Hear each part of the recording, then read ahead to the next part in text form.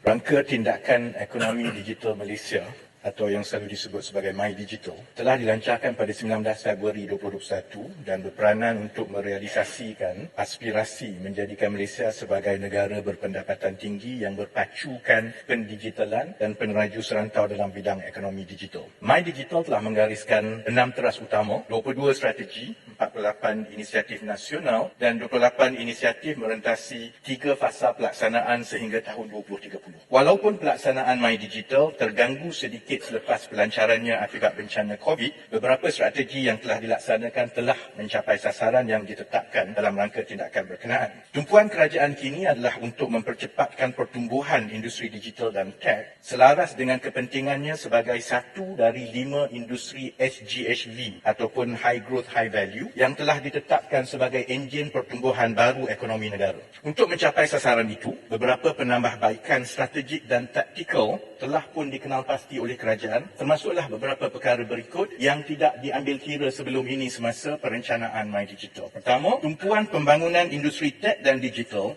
tidak lagi dipandu semata-mata oleh sasaran 5 unicorn seperti yang diumumkan sebelum ini. Mengambil kira perubahan di dalam industri digital dan tech di seluruh dunia. Sebaliknya, usaha kerajaan akan bertumpu supaya satu ekosistem diwujudkan untuk membantu mencambahkan seberapa banyak syarikat pemula di peringkat seed dan pendanaan akan diberi tumpuan juga lebih kepada di peringkat seed dan angel investor. Kedua, rangka perundangan dan pentadbiran perlu diselaraskan dengan aspirasi industri digital dan tech. Selain dari pengenalan rang undang-undang baru seperti Akta Omnibus mengenai perkongsian data dan keselamatan data serta penyelarasan undang-undang yang lain, tumpuan juga diberikan untuk meningkatkan daya kepimpinan digital di peringkat awam dan swasta untuk memastikan terutamanya sektor awam dapat mempercepatkan pertumbuhan industri digital dan tech. Ketiga, aspek penghasilan bakat dalam bidang digital dan tech akan dipercepatkan untuk memastikan negara berupaya membekalkan bakat-bakat kritikal dalam industri digital dan tech seperti jurutera perisian, saintis data, jurutera data, jurureka UI UX, pembangun produk dan jurutera kecerdasan buatan ataupun AI pada skala yang lebih besar. Keempat, pembangunan aplikasi awam oleh agensi-agensi kerajaan akan bergerak ke arah pelaksanaan GovTech, iaitu akan diintegrasikan ke arah pendekatan satu tingkap yang menggunakan data bersepadu berbanding dengan pendekatan sekarang yang sistem yang lain-lain di agensi yang berlainan. Kelima, untuk membawa masuk pemimpin industri kecerdasan buatan ataupun AI ke Malaysia untuk menjadikan Malaysia sebagai hub AI di rantau ini. Dan keenam, mengubah strategi induk industri digital dan tech negara dari sasaran-sasaran berbentuk umum kepada sasaran utama untuk menjadikan Malaysia destinasi utama syarikat-syarikat pemula dan bakat-bakat tech dan digital dari dunia.